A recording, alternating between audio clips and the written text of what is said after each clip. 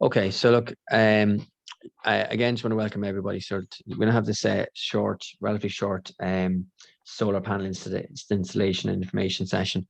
My name's Ronan Moore. I am the chair of the Trim Sustainable Energy Community. And if you want to move on to the next slide there, Neil, again, that's great. Thanks. So the idea behind Trim Sustainable Energy Community, we're a group of volunteers. And there's several of us. I might pop back to the slide a moment. If you want to go to the next one just for a second, you'll see a number of us there. I think there's probably 10 of us in total. There are a number of our members. Some of them are present. We'll hear from Neil in a few moments. And we've been set up since about 2019, 2020. The idea behind the group, it's supported by SEI SEI Ireland.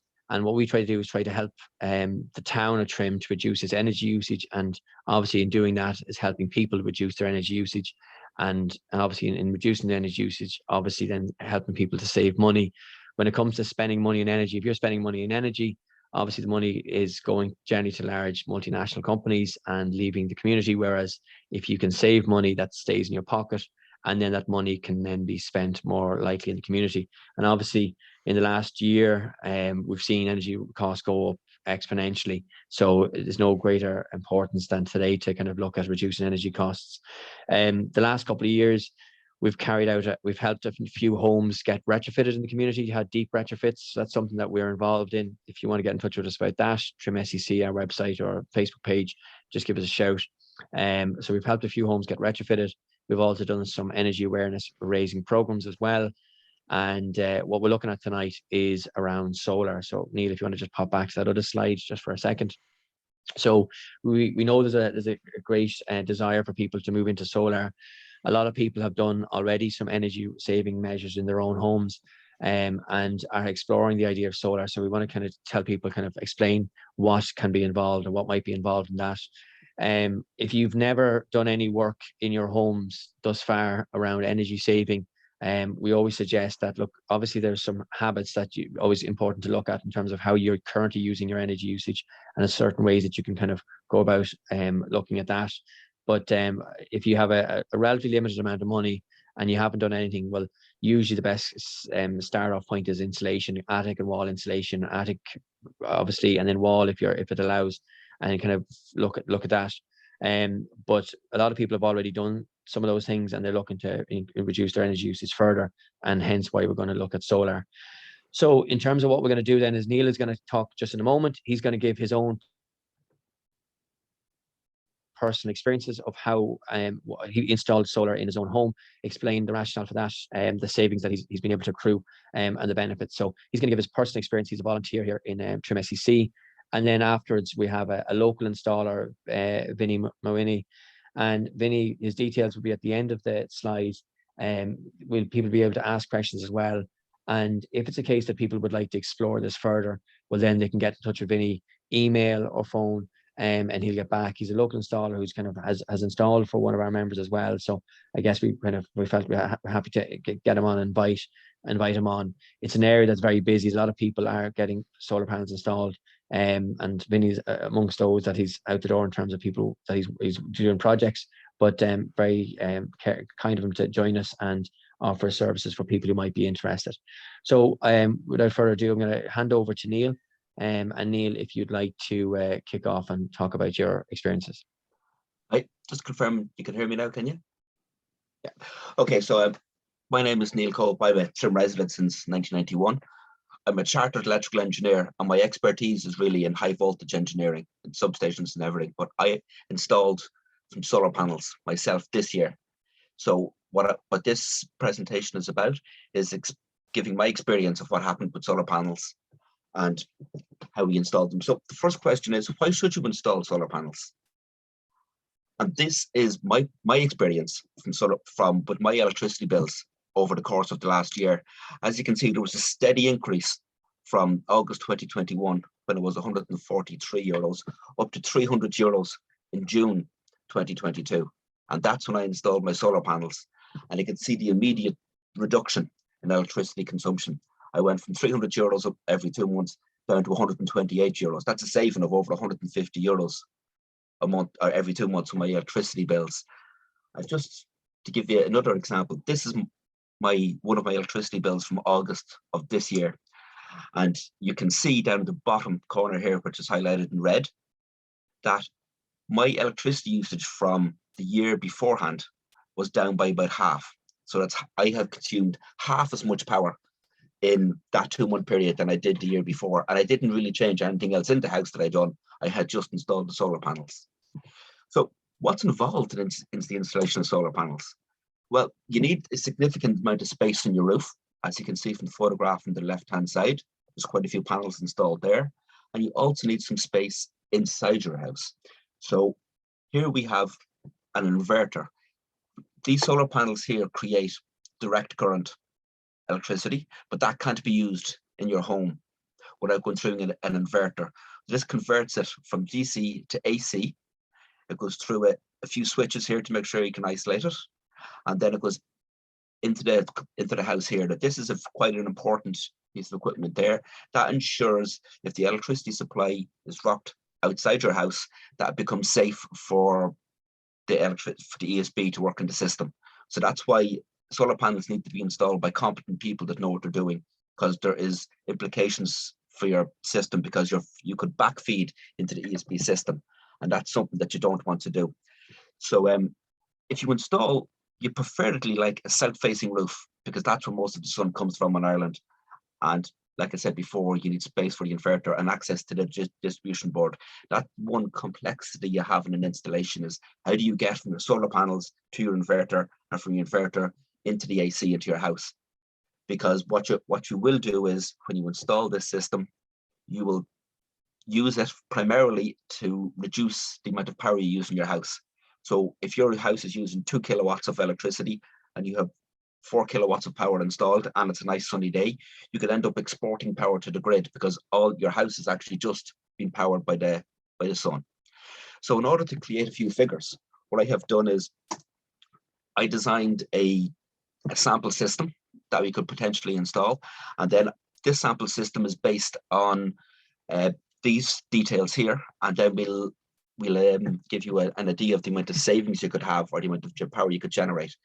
So this is a 4 kilowatt system, and for people that don't know, the maximum you can install is a 6 kilowatt system in Ireland for a domestic installation, without having to jump through another few extra hoops to install a much bigger system. We would estimate that on a quite a sunny day, we'd output about 3.5 kilowatts. About 30% of everything generated is into the house. You need quite a large roof area, so that's 7 meters by 4.5 meters to install a system of this size. And a system of that size might cost up to 7,000, right? 700 euros. And we would estimate that you might have a payback in 10 years. These are all approximate figures because every installation is different. But we would estimate that you'd have a reduction in your bill of about 50%. But what's really important is a hot water diverter. What this does is it takes any excess solar power that you're generating and it puts it into your immersion heater. So it generates hot water for you during the day from any excess solar that you might have. Now, we haven't included any batteries, but the reason for this is batteries can be relatively quite expensive, and because we're getting paid now to export to the grid, the payback on batteries might take 15, 20 years before you get value for money out of your batteries. It's not to say that you won't have it. It's not to say you can't install it. You can if you want to. And this system, that the costings that we have here for 7,700 euros actually includes a hybrid inverter. So at some stage in the future, if the export payment stopped, you could install batteries relatively easily if you had the space. Your average solar system will have a lifetime of 25 years. And for the sake of these figures, we have said that your export payment, which is money that when you export to the grid, you'll get 14 cents a unit. And the import cost, we're saying, is 43 cents a unit. That would mean, based on these big assumptions, that you could end up on a 7,700 euro system, you would get paid 10,500 euros from the electricity consumer, like your Energia or your ESB, over the 25 years, along with 13,000 euros in electricity savings. So that's a difference of 24,000 euros for a 7,800 euro installation. That's why over 25 years, this could create quite large savings for you. One thing we just have to address is solar doesn't happen all the time. So the blue graphs here show the power usage in your average house, and the red is, say, the power that will be generated by a solar system. And as you can see, there's an awful lot more power generated during the summer when it's much sunnier, and it's much less at this time of year when the days are shorter and there's not as much sunshine out. Now, the next slide, I have shown a few outputs from my own system.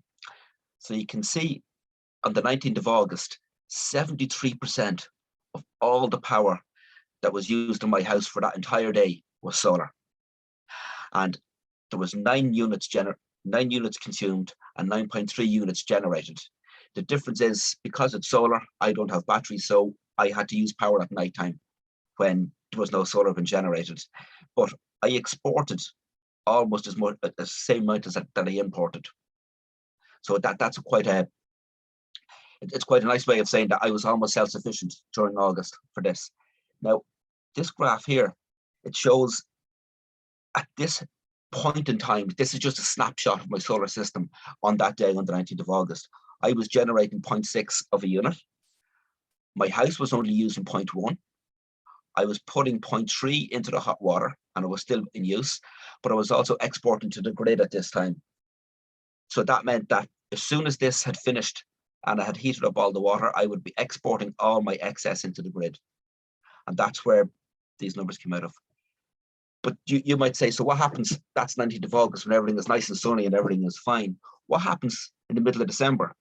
Well, this is an output from my system today. I just took these screenshots just before this presentation, and 30% of all the power I used in my house today was from my solar panels, which at the start of December is quite a good figure.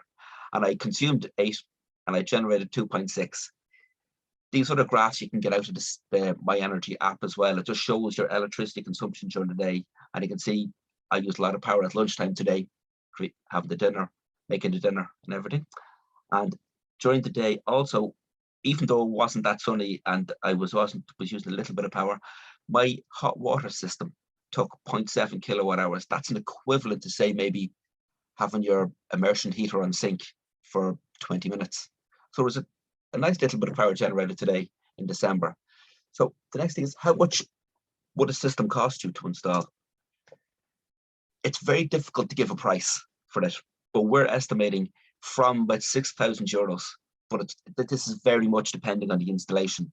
Like, you might decide not to go for the hybrid inverter, or your roof mightn't be big enough for all those panels, or you might decide to put a car charger in or something else instead. But we're saying from €6,000 is a reasonable number to think of for a solar installation. And that will result in a payback in about 10 years.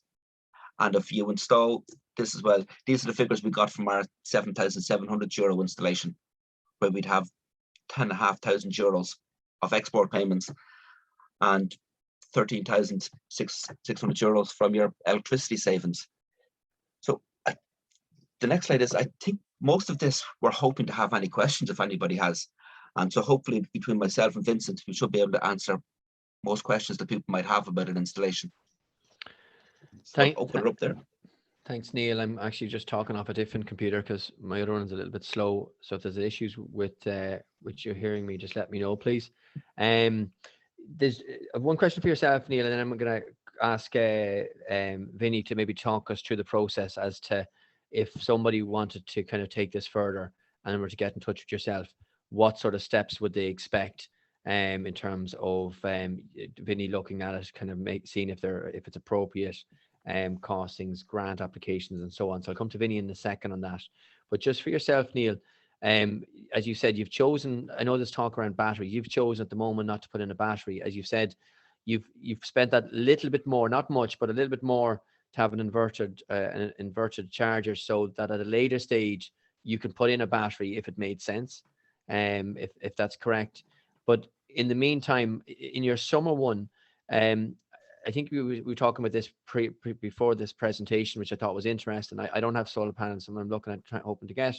But during the summertime, when you're generating more electricity than you're using, and obviously you're getting some payment from the grid for that, Am I correct that during those periods of the day when you are using, when you really are getting a lot of energy, that's the kind of a time to be kind of putting on your washing machine and your dishwasher and so on? Am I correct with that? So that you're effectively, Yeah, during the summer when I had this system in, I waited until I had a full immersion tank of water. So it had stopped diverting any power to the hot water. So I had a full tank of hot water, so anybody could have showers. I didn't put on my immersion, or I didn't have to put on my heating to create hot water from June until August, or until September of this year, unless I think everybody was having a shower or a bath the same day.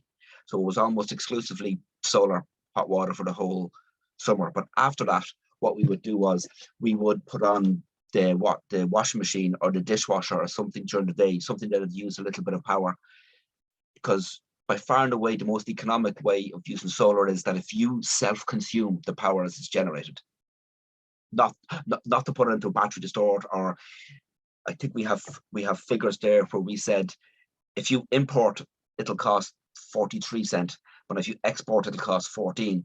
So it's much better off financially if you can consume as much power as you can, or just change your lifestyle slightly to use power as it gets generated, because solar will only generate when it's sunny out. You can turn it off if you want to, but it's better just to let it generate the whole time.